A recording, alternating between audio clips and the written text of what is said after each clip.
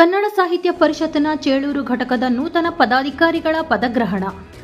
ಕನ್ನಡ ಭಾಷೆ, ಸಾಹಿತ್ಯ, ನೆಲ, ಜಲ, ಸಂಸ್ಕೃತಿ ನಮ್ಮೆಲ್ಲರ ಬದುಕಿನ ಭಾಗವಾಗಬೇಕು.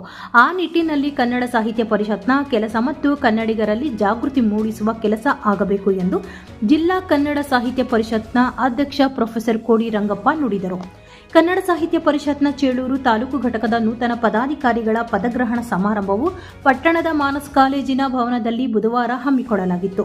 ಕಾರ್ಯಕ್ರಮದ ಉದ್ಘಾಟನೆಯನ್ನು ನೆರವೇರಿಸಿ ಜನರಿಗೆ ಕನ್ನಡ ಸಾಹಿತ್ಯದ ವಿಶಿಷ್ಟ ವಿಚಾರಗಳನ್ನು ಕೊಡಬೇಕು, ಸಾಹಿತ್ಯ ಪರಂಪರೆ ಬೆಳೆಯಬೇಕು ಎನ್ನುವ ಆಶಯದಲ್ಲಿ ಜಿಲ್ಲೆಯಲ್ಲಿ ಅನೇಕ ಮಹನೀಯರು ಕನ್ನಡ ಸಾಹಿತ್ಯ ಪರಿಷತ್ತನ್ನು ಆರಂಭಿಸಿದರು. ಜಾತಿ ಧರ್ಮಗಳ ನಡುವೆ ಒಡುಕು ಉಂಟಾಗುವಂತಹ ಸಂದರ್ಭದಲ್ಲಿ ಸಾಹಿತ್ಯದ ಮೂಲಕ ಸಮಾಜವನ್ನು ಕಟ್ಟುವ ಕೆಲಸವಾಗಬೇಕು. ಚಿಕ್ಕಬಳ್ಳಾಪುರ ಸಾಹಿತ್ಯ ಸಾಂಸ್ಕೃತಿಕವಾಗಿ ಶ್ರೀಮಂತವಾಗಿರುವ ಜಿಲ್ಲೆ. ಗ್ರಾಮೀಣ ಮಟ್ಟದ ಭಾಗದಲ್ಲಿ ಕನ್ನಡ ಸಾಹಿತ್ಯ ಪರಿಷತ್ತಿನಿಂದ ಕನ್ನಡ ಕಾರ್ಯಕ್ರಮಗಳನ್ನು ಆಯೋಜಿಸಲಾಗುವುದು ಎಂದು ಪ್ರೊಫೆಸರ್ ಕೋಡಿ ರಂಗಪ್ಪ ಹೇಳಿದರು. ಇದೇ ಸಂದರ್ಭದಲ್ಲಿ ಕನ್ನಡ ಸಾಹಿತ್ಯ ಪರಿಷತ್ನ ನೂತನವಾಗಿ ಆಯ್ಕೆಯಾದ ಎಲ್ಲ ಪದಾಧಿಕಾರಿಗಳಿಗೆ ಆದೇಶ ಪತ್ರವನ್ನು ನೀಡಲಾಯಿತು.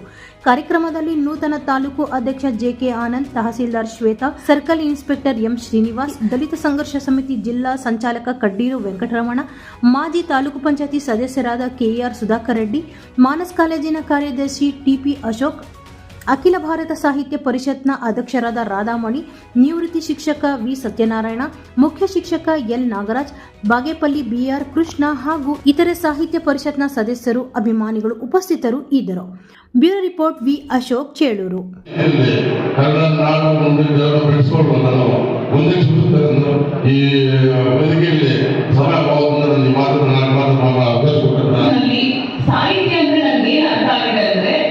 ಅಂದ್ರೆ ಫಸ್ಟ್ ಒಂದು ವರ್ಡ್ ಅಲ್ಲಿ ಹೇಳೋದಾದ್ರೆ ರವಿ ಕಾಂಡ